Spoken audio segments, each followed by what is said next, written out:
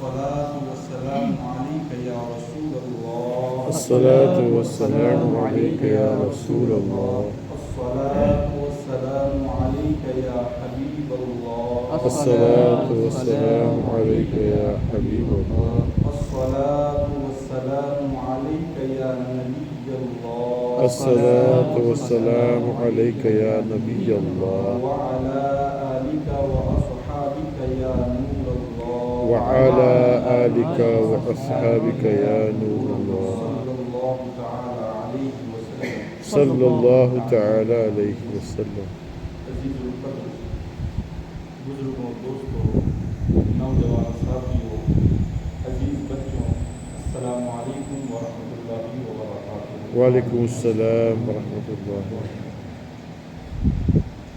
اللہ کے پیارے حبیب علیہ الصلوۃ والسلام نے ارشاد فرمایا، من صلی علیہ احد صلی اللہ علیہ عشرہ، جس نے مجھ پر ایک مرتبہ درود بھیجا، رب تبارک و تعالیٰ اس پر 10 رحمتیں نازل فرمائے۔ من صلی علیہ عشرہ صلی اللہ علیہ مئہ، جس نے مجھ پر 10 مرتبہ درود بھیجا، میرا رب اس پر 100 رحمتیں نازل فرماتا ہے۔ من صلی علیہ مئہ صلی اللہ علیہ الف مرہ، جس نے مجھ پر 100 مرتبہ درود بھیجا، میرا رب اس پر 1000 رحمتیں نازل فرماتا ہے۔ من صلی علیہ الف مرہ کتب اللہ لہ بین عینیہ براءۃ من النار وبراءۃ من النفاق۔ سبحان اللہ۔ حضور علیہ الصلوۃ والسلام ارشاد فرماتے، جس نے مجھ پر 1000 مرتبہ درود بھیجا، کتب اللہ لہ بین عینیہ، اللہ تعالیٰ اس کی پیشانی پر مہر لگاتا ہے، براءۃ من النار وبراءۃ من النفاق۔ اب یہ بندہ نہ جہنمی ہو سکتا ہے نہ منافق ہو سکتا ہے۔ یہ ہے درود پاک کے فضائل اور برکات۔ تو ہمیں چاہیے کہ ہم ہمیشہ اپنی زبانوں کو بارگاہ رسالت مآب صلی اللہ تعالیٰ علیہ وسلم میں درود کے نذرانے پیش کرتے رہے اور اسے کر رہے ہیں۔ اچھا جی، اس سلسلہ میں ایک بات سب سے پہلے میں یہ عرض کروں کہ حضرت امام ابو نعیم اصفہانی رحمہ اللہ اپنی کتاب حلیۃ الاولیاء میں بیان فرماتے ہیں کہ ان وہب ابن منبہ کان رجل ای فی بنی اسرائیل، فرماتے ہیں کہ بنی اسرائیل میں ایک شخص تھا، اللہ پاک نے اسے 200 سال کی زندگی عطا فرمائی۔ بات آپ توجہ سے سنیں، بنی اسرائیل میں ایک بندہ تھا، رب تبارک و تعالیٰ نے اسے 200 سالہ زندگی عطا فرمائی، مگر افسوس اس نے اتنی لمبی زندگی اللہ پاک کی فرما برداری میں نہیں بلکہ نافرمانی میں بسر، نافرمانی میں گزاری۔ 200 سال کا جو دورانیہ تھا، اس دورانیے کے اندر وہ رب کی نافرمانی کرتا رہا، گناہوں میں مستغرق اور ملوث رہا۔ اب دیکھیں، جب اس کا انتقال ہو گیا تو لوگوں نے کیا کیا، بنی اسرائیل والوں نے اسے اتنا منحوس سمجھا کہ اسے نہ غسل دیا، نہ کفن دیا، نہ نماز جنازہ پڑھی، بلکہ اسے اٹھایا اور کوڑے کے ڈھیر میں پھینک دیا۔ اس کی لاش کو کہاں پھینکا؟ کوڑے کے ڈھیر میں پھینک دیا۔ فَأَوْحَى اللَّهُ تَعَالَى إِلَى مُوسَىٰ أَنْ أَخْرِجْهُ فَصَلِّ عَلَيْهِ، تو رب تبارک و تعالیٰ نے حضرت موسیٰ علیہ السلام پر وحی نازل فرمائی۔ فَأَوْحَى اللَّهُ تَعَالَى إِلَى مُوسَىٰ، اللہ تعالیٰ نے حضرت موسیٰ پر وحی فرمائی، ان اخرجہ، کہ اسے وہاں سے نکالو۔ کس کو نکالو؟ جس نے 200 سال کی زندگی میں گناہ ہی گناہ کیے، اللہ کی فرما برداری نہیں کی، اللہ کی اطاعت نہیں کی، گناہ ہی گناہ کرتا رہا۔ جب وہ مر گیا تو بنی اسرائیل کے لوگوں نے اسے کوڑے میں پھینک دیا، تو رب تبارک و تعالیٰ نے حضرت موسیٰ پر وحی فرمائی۔ اور حضرت موسیٰ کون؟ بنی اسرائیل کے پیغمبر اور نبی، سبحان اور سارے انسانوں کے اندر اللہ نے جسے سب سے زیادہ اور بلند مقام دیا ہے وہ ہے انبیاء کی ذاتیں. سبحان تو اللہ تعالیٰ نے حضرت موسیٰ پر فرمائی کہ ان اخرجہ فصلی علیہ، کہ موسیٰ اسے اس جگہ سے نکالو، اسے غسل دو، اسے کفن دو اور اس کی نماز جنازہ پڑھو. سبحان اللہ. توجہ سے، کیا اسے وہاں سے نکالو، غسل دو، کفن دو، نماز جنازہ پڑھو. فأوحى الله تعالى إلى موسى أن أخرجه فصلي عليه فقال موسى إلهنا إن بني إسرائيل قد شهدوا عصاك 100 سنة. حضرت موسیٰ نے عرض کیا کہ مولا میں تو پیغمبر ہوں، میں تو نبی ہوں، کروں گا وہی جو تو فرمائے گا، لیکن بات سمجھ میں نہیں آئی. ان بنی اسرائیل قد شہیدو، کہ بنی اسرائیل کے لوگ گواہی دیتے ہیں کہ یہ اللہ کے نبی حضرت موسیٰ اس کی 200 سالہ زندگی تھی، یہ اللہ کی نافرمانی کرتا رہا، یہ گناہوں میں ملوث و مستغرق رہا، آپ اسے نکال رہے ہو، آپ اسے غسل دے رہے ہو، اس کا جنازہ پڑھ رہے ہو، اسے عزت اور توقیر سے دفن کر رہے ہو، ہمیں سمجھ نہیں آ رہا کہ آپ ایسا کیوں کر رہے ہو. تو اللہ تعالیٰ نے فرمایا کہ فأوحى الله تعالیٰ إلى موسیٰ، پھر اللہ نے وہی فرمائی ہاکذا ہاکذا ہاکذا. موسیٰ بات تو ایسے ہی ہے جیسے یہ بنی اسرائیل والے کہہ رہے ہیں، بات تو ویسے ہی ہے جیسے بنی اسرائیل گواہی دے رہے ہیں کہ یہ گنہگار تھا، یہ تو بڑا پرانا پاپی تھا، تو بات بالکل ان کی درست ہے کہ یہ گنہگار تھا. لیکن رب نے فرمایا کہ موسیٰ یہ بنی اسرائیل کے لوگ اس کے گناہ دیکھ رہے ہیں اور رب کی رحمت کو کچھ اور گوارا ہے، رب کی رحمت کو کچھ اور گوارا ہے.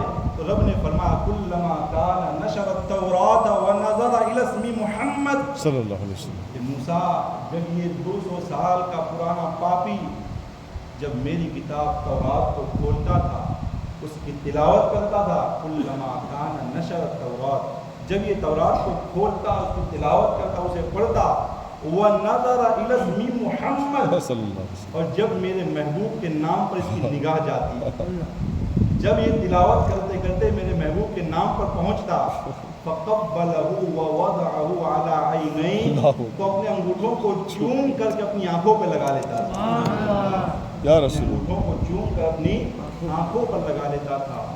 فغفر اللہ لہ، رب فرماتا ہے کہ رب نے اسے بخش دیا ہے، رب نے اسے بخش دیا ہے.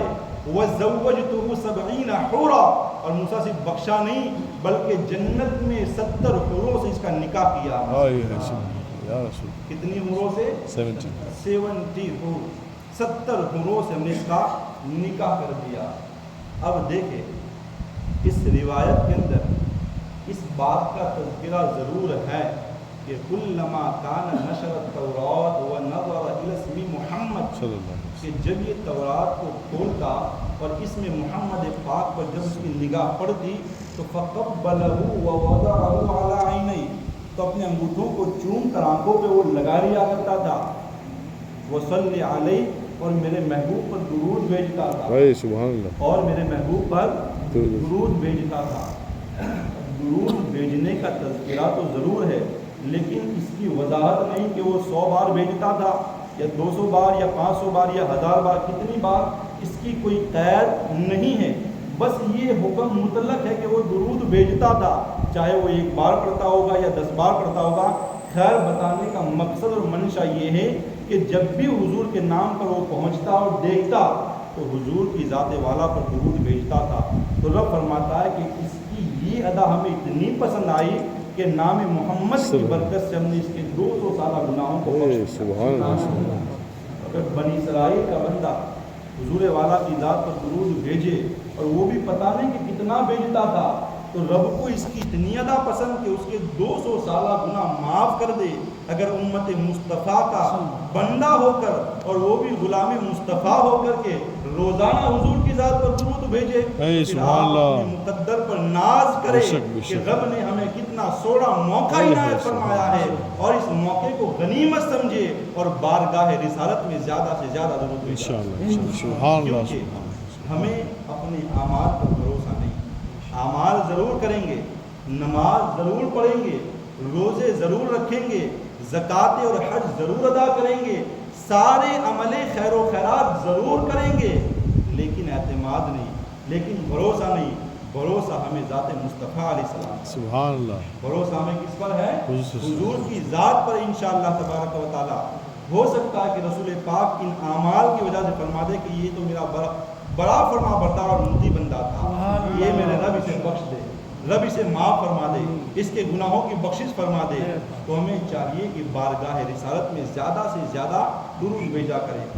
اچھا جی، اس روایت کے اندر ایک اور بات قابل توجہ یہ کہ بنی اسرائیل کے اندر آج ہمارے یہاں کا معاملہ کیا ہے کہ اگر نام مصطفیٰ علیہ السلام پر بوسہ دیا جائے اور چوما جائے تو طرح طرح کی باتیں آپ سنتے ہیں کہ یہ تو روایت ضعیف ہے، یا یہ تو فلاں ہے، اس میں تدلیس ہے یا تدلس ہے، یہ ویسی ہے، یہ تیسی ہے، باتیں یہی ہوتی ہے نا۔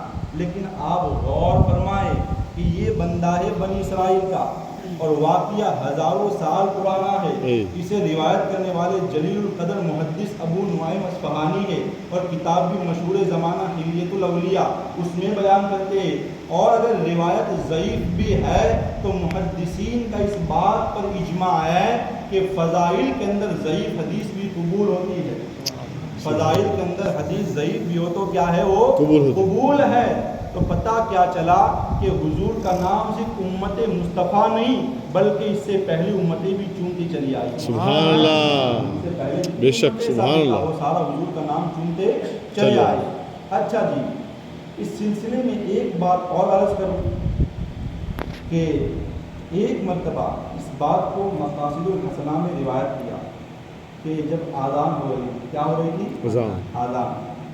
تو سیدنا صدیق اکبر رضی اللہ تعالیٰ افضل البشر بعد الانبیاء بالتحقیق، جب مؤذن اشہد ان محمد رسول اللہ پر پہنچا، اس پر اشہد ان محمد رسول اللہ پر پہنچا، تو سیدنا صدیق اکبر رضی اللہ تعالیٰ عنہ نے وہی کلمات کو دہرایا، ریپیٹ کیا، اور جب حضور کا نام پاک آیا تو اپنے دونوں انگوٹھوں کو چوما اور آنکھوں سے لگا لیا۔ سبحان اللہ، دونوں انگوٹھوں کو چوما اور آنکھوں سے لگا لیا۔ اس سارے منظر کو نگاہ مصطفیٰ دیکھ رہی تھی، سبحان اللہ، اس نقشے کو حضور کی نگاہیں دیکھ رہی تھی۔ تو جب صدیق اکبر نے یہ کیا تو اللہ کے رسول علیہ الصلوۃ والسلام نے وہاں پر فوراً فرمایا من فعل مثل ما فعل خلیلی، من فعل، جس نے ایسا کیا، ما فعل خلیلی، جیسا میرے دوست ابو بکر نے کیا، سبحان اللہ، من فعل مثل ما فعل خلیلی، کہ جیسا ابو بکر نے کیا۔ اب قیامت تک آنے والا کوئی بندہ بھی، کوئی عاشق مصطفیٰ اگر ابو بکر کے جیسا کرے گا تو ابو بکر نے کیا کیا؟ حضور کا نام پاک آیا اذان میں تو ان کلمات کو ریپیٹ کیا، دہرایا، مطلب کہ اذان کا جواب دیا، اور حضور کے نام پاک پر اپنے انگوٹھوں کو چوما اور آنکھوں پر لگا لیا۔ اب بارگاہ رسالت سے قیامت تک کے عاشقوں کو یہ فیض مل رہا ہے، یہ سند دی جا رہی ہے، اور خوش ہو جاؤ اور بار بار اذان کے ان جملوں کو ریپیٹ کرو اور چومتے رہو اور یہ خوشخبری سن کر کے جاؤ۔ حضور نے کیا فرمایا؟ من فعل مثل ما فعل خلیلی، کہ جیسا میرے ابو بکر نے کیا، اب قیامت تک کوئی عاشق رسول ایسا کرے گا تو حضور فرماتے ہیں فقد حلت علیہ شفاعتی، اس چومنے والے کے لیے میری شفاعت حلال ہوگا۔ اللہ سبحان اللہ، واہ، اس چومنے والے کے لیے میری شفاعت کیا ہے؟ حلال ہو جاتی ہے۔ ہمیں سند بارگاہ رسالت سے مل رہی ہے، سبحان اللہ، حضور کی زبان فیض ترجمان سے ہمیں مل رہا ہے۔ یہ فیض کہاں سے چلا ہے؟ بارگاہ رسالت سے چلا ہے، اور اس پر دلیلیں دو ہو گئی۔ دلیلیں دو، حضور نے کیا فرمایا؟ علیکم بسنتی و سنتی خلفاء الراشدین المہدیین، تم پر میری سنت ضروری ہے اور میرے خلفاء راشدین کی سنت ضروری ہے۔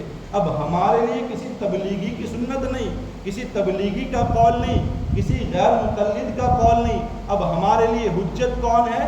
خلفائے راشدین ہے اور بارگاہ رسالت ہے۔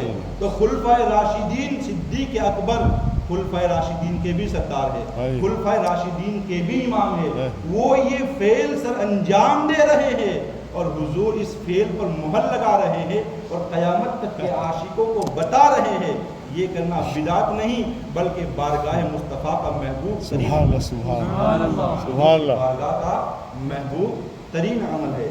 تو ہمیں چاہیے کہ نام مصطفیٰ علیہ السلام کو ہمیشہ چومتے رہے اور یاد رکھے جس ماحول میں میں اور آپ سانسیں لے رہے ہیں وہ انگلش ماحول ہے۔ وہ کیا ہے؟ انگلش ماحول ہے۔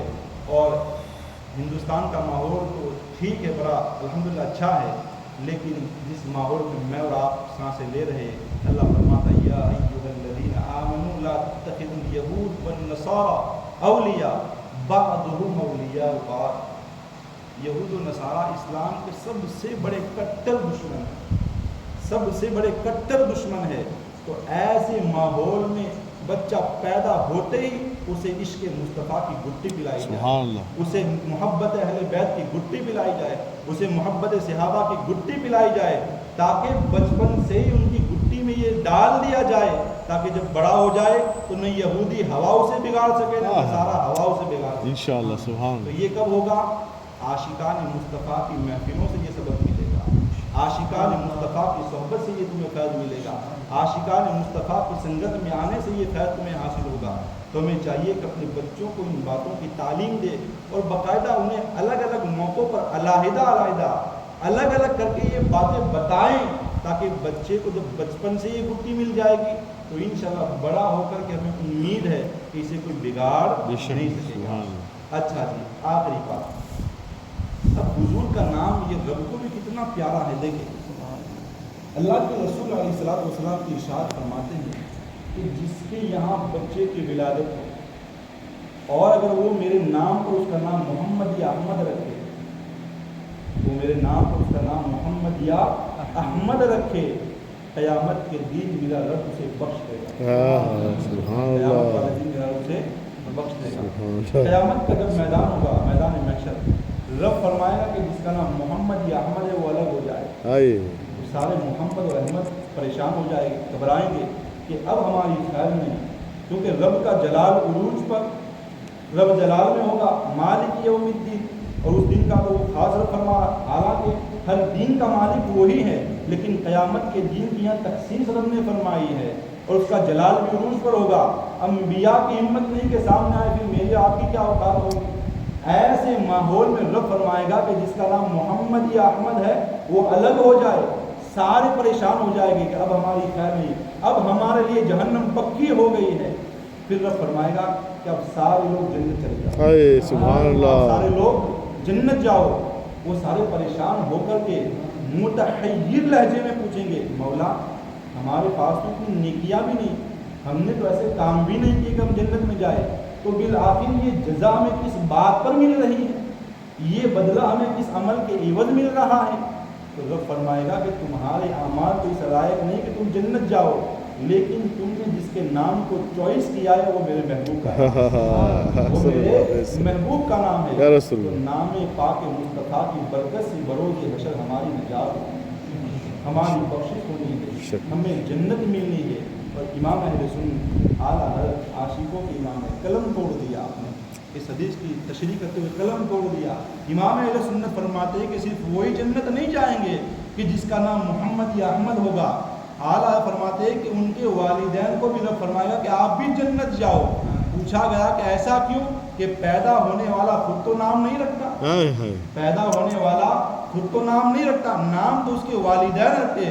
رب فرمائے گا کہ تم کو محبوب سے محبت تھی تب تو تم نے رکھا ہے، تم کو محبوب سے محبت تھی تب تو تم نے رکھا ہے، تو یہ بھی جنت جائے گے، ان کے والدین، تم بھی جنت جائے گے۔ سبحان اللہ، یہ نام مصطفیٰ کی برکت سے کہ صرف حضور کے نام کی برکت کی وجہ سے کتنے جنت جا رہے ہیں؟ ایک فیملی سے 3 لوگ۔ تو نام مصطفیٰ میں اتنی برکت ہے، عمل مصطفیٰ میں کتنی برکت، سبحان اللہ، حضور کی شریعت میں کتنی برکت ہوگی، حضور کے قرآن میں کتنی برکت ہوگی، حضور کے طریقوں میں کتنی برکت ہوگی۔ تو ہمیں چاہیے کہ حضور کے نام سے بھی محبت کرے، حضور کی ہر سنت سے بھی محبت کرے۔ اللہ جل مجدہ کریم کی بارگاہ میں دعا ہے رب کریم تمام کو عمل کی توفیق عطا فرمائے۔ السلام